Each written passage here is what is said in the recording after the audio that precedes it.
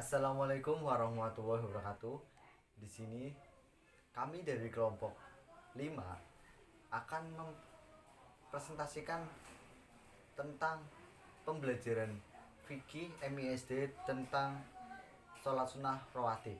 Di sini saya Samsu Sugiarto dengan NIM belakang 087 selaku pemateri. Assalamualaikum warahmatullahi wabarakatuh. Waalaikumsalam warahmatullahi wabarakatuh. Selamat pagi anak-anak. Pagi Pak. Bagaimana kabar kalian? Baik. Alhamdulillah. Nah, di sini Bapak akan mengajar kalian tentang mata pelajaran apa anak-anak? Tahu belum? Belum. Nah, di sini kita akan belajar tentang mata pelajaran fikih. Nah, fikihnya pembelajarannya itu tentang sholat sunnah rawatib. Nah, sebelum pembelajaran dimulai, alangkah baiknya kita berdoa terlebih dahulu ya anak-anak. Ya Pak. Berdoa mulai. A'udzu billahi minasyaitonir rajim. Bismillahirrahmanirrahim.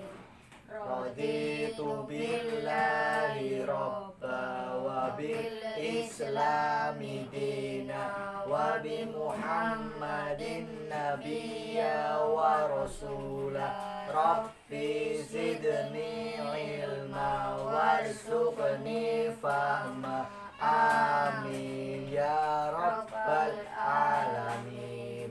Nah, anak-anak pada bawa buku pembelajaran fikih enggak? Bawa. Ya, coba ambil bukunya anak-anak. Ya Pak. Oke. Nah, anak-anak coba kalian semua buka halaman 14. Udah dibuka anak-anak? Sudah. Nah, dibaca coba pembelajarannya tentang apa? Pengertian dan hukum sholat sunnah rawatib. Nah, itu pembahasannya yang pertama. Apa kalian tahu sholat sunnah rawatib itu sholat yang seperti apa? Tidak Pak. Tidak. Nah, kita lihat pengertiannya dulu ya anak-anak. Ya. Sholat sunnah rawatib adalah sholat sunnah yang dikerjakan untuk mengiringi sholat fardu yang 5. Kalian sudah sering melaksanakan sholat fardu yang 5 belum? Sudah. Apa aja yuk sebutkan. Pertama, sholat subuh. Kemudian sholat zuhur. Kemudian sholat asar. Kemudian sholat Maghrib. kemudian sholat Isya. isya. Nah, kalian semua itu rajin melaksanakan sholat 5 apa bolong-bolong? Jujur.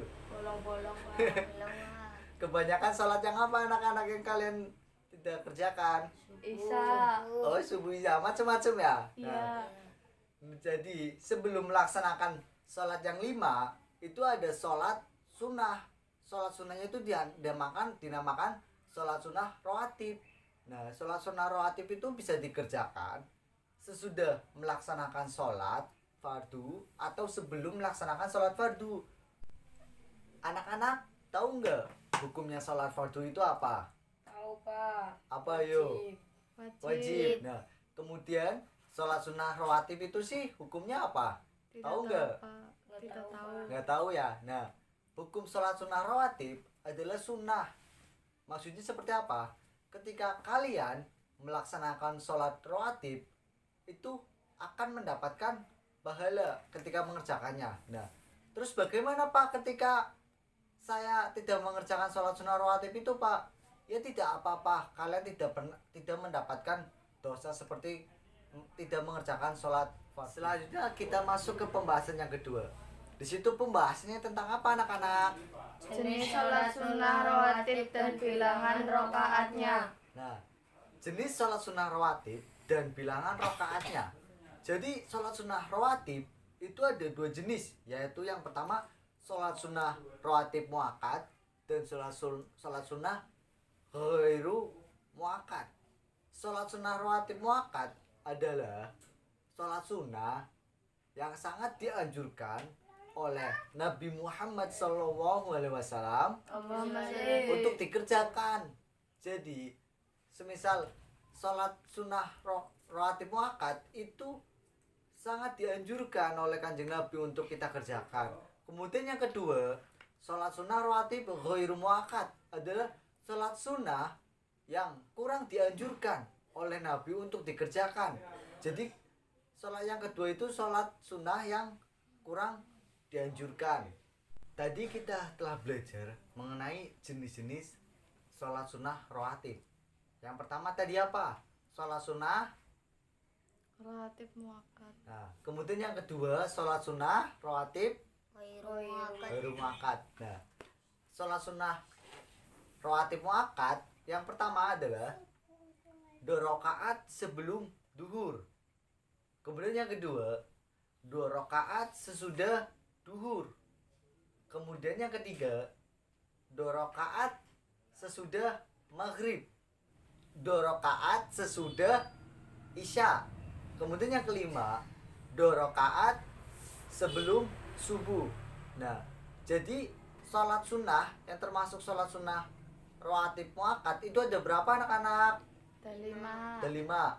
Yang pertama apa? Pertama tadi apa anak-anak? 2 rakaat sebelum duhur. Kemudian yang kedua, 2 rakaat sesudah duhur. kemudian yang ketiga, 2 rakaat sesudah maghrib. kemudian yang keempat, 2 rakaat sesudah isya. kemudian yang kelima. 2 rakaat sebelum subuh. Nah, jadi itu kan ada 5. Nah, berapa sih jumlah rakaatnya? Yang pertama 2 rakaat sebelum duhur, 2. Kemudian 2 ditambah 2 rakaat sesudah duhur, 2 ditambah 2 berapa? 4. Nah, itu udah 4. Kemudian ditambah lagi 2 rakaat sesudah sholat maghrib, 4 ditambah 2 berapa? 6. Kemudian yang selanjutnya 2 rakaat sesudah isya, 6 ditambah 2 berapa? 8. Kemudian yang terakhir 2 rakaat sebelum subuh, 8 ditambah 2 berapa? 10. Nah, jadi jumlahnya ada berapa rakaat? 10. 10 rakaat. Jadi dalam salat sunnah rawatib muakkad itu jumlahnya ada 10 rakaat. Dan kita masuk pembahasan yang ketiga, yaitu tentang mengenai niat salat sunnah rawatib. Di sini Bapak akan membacakan atau mencontohkan niat salat sunnah rawatib muakkad, yaitu 2 rakaat sebelum duhur. Niatnya yang pertama Bapak bacakan terlebih dahulu ya anak-anak. Bismillahirrahmanirrahim. Usolli sunnatad duhri rak'ataini qobliyatan mustaqbilal qiblati adaan lillahi ta'ala. Nah, itu contoh niat sholat sunnah rawatib muakkad, yaitu 2 rakaat sebelum duhur.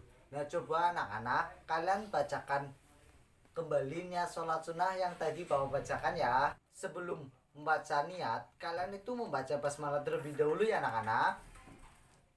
1, 2, 3.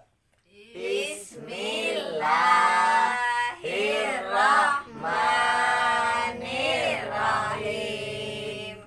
Usolli sunnatad duhri rak'ataini qobliyatan mustaqbilal qiblati adaan lillahi ta'ala. Nah, itu contoh niat sholat sunnah rawatib 2 rakaat sebelum duhur. Nah, yang membedakan di niatnya itu mengenai sesudah atau sebelum sholat. Nah, semisal kalian melaksanakan sholat sunnah sebelum sholat fardu dilaksanakan, yaitu dinamakan sholat sunnah qobliyah. Nah, ketika kalian melaksanakan sholat sunnah yang dilaksanakan sesudah sholat fardu, itu dinamakan sholat sunnah ba'diyah. Jadi yang membedakan itu antara qobliyah dan ba'diyah. Di dalam niatnya tersebut juga terdapat perbedaan, yaitu tentang qobliyah dan ba'diyah. Pembahasan yang keempat yaitu mengenai hikmah melaksanakan sholat sunnah rawatib. Itu ada 4. Yang pertama, menyempurnakan pahala sholat fardu. Semisal kalian melaksanakan sholat fardu kemudian kurang khusyuk dan sebagainya, itu bisa disempurnakan pahalanya. ketika kalian melaksanakan sholat sunnah rawatib. Kemudian yang kedua yaitu dijauhkan dari api neraka. Kemudian yang ketiga yaitu mendapat banyak kebaikan sesuai dengan sabda Nabi Fajr khairum minad dunya wa ma fiha, yang artinya 2 rakaat sholat sunnah fajar atau sebelum subuh lebih baik dari dunia dan seisinya. Hadis riwayat Muslim. Nah, dari hadis tersebut kan sudah jelas.